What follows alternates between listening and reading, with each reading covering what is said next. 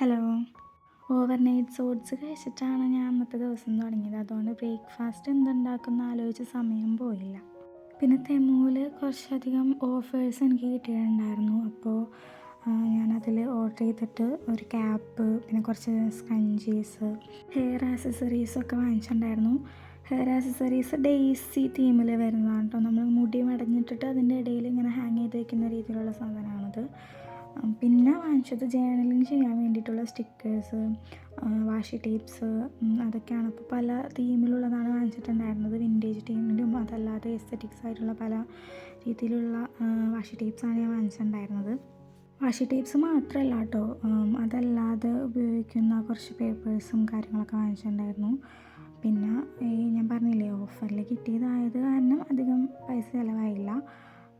പിന്നെ ഉണ്ടായിരുന്നത് സ്റ്റാറി നൈറ്റ്സും ഈ വാങ്കോ തീമിലുള്ള കുറേ പെയിൻറ്റിങ്സിൻ്റെ സ്റ്റിക്കേഴ്സും കാര്യങ്ങളായിരുന്നു. പിന്നെ ഫ്ലവേഴ്സിൻ്റെ തീമിലുള്ള സ്റ്റിക്കേഴ്സ് ഉണ്ടായിരുന്നു. അതും പല കളർ തീമിലുള്ളതാണ് ഉണ്ടായിരുന്നത്. കളേഴ്സ് ഏതൊക്കെയാണെന്ന് വെച്ചാൽ rose, blue, white, green, yellow, ഇതെല്ലാം ഉണ്ടായിരുന്നു. അത് അത്യാവശ്യം കുറേ അധികം ഉണ്ടായിരുന്നു കേട്ടോ.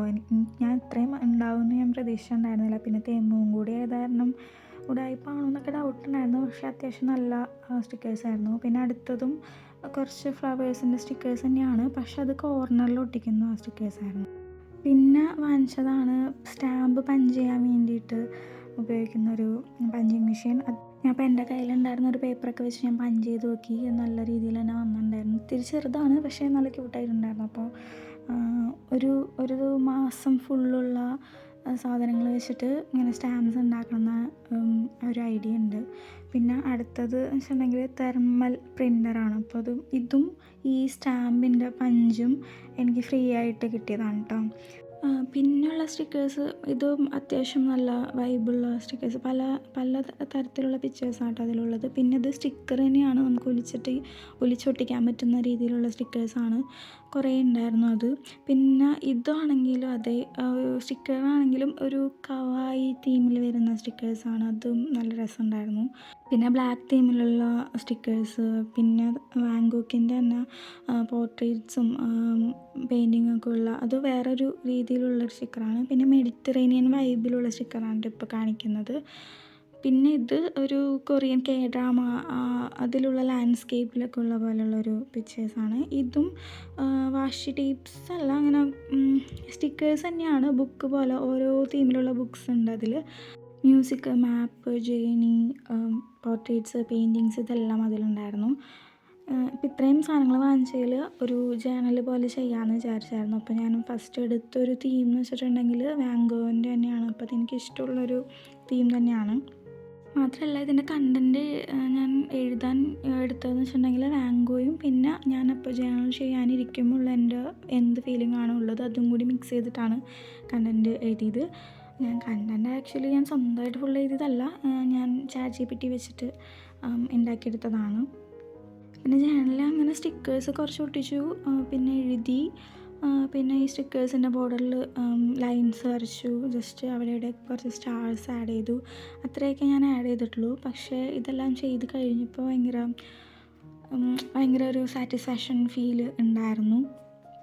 ജേണലിങ്ങൊക്കെ ചെയ്ത് കഴിഞ്ഞിട്ട് അതിൻ്റെ ഫൈനൽ റിസൾട്ട് കാണുമ്പോൾ ഉള്ളൊരു ഫീല് അത് വേറെ തന്നെയാണ്. അപ്പോൾ ഇതാണ് ഫൈനൽ റിസൾട്ട്.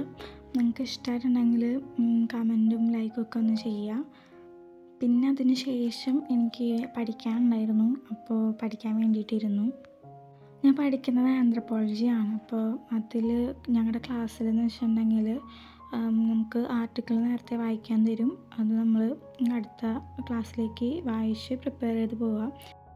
എന്നിട്ട് ക്ലാസ്സിലെത്തുമ്പോൾ അതിനെക്കുറിച്ചുള്ള ഡിസ്കഷൻ ഉണ്ടാവും. അത് ഗ്രൂപ്പായിട്ട്, ചെറിയ ഗ്രൂപ്പുകളായിട്ടുള്ള ഡിസ്കഷൻ ഉണ്ടാവും. അല്ലെങ്കിൽ ചിലപ്പോൾ ക്ലാസ് മൊത്തമായിട്ടായിരിക്കും ഡിസ്കഷൻ ഉണ്ടാവുക.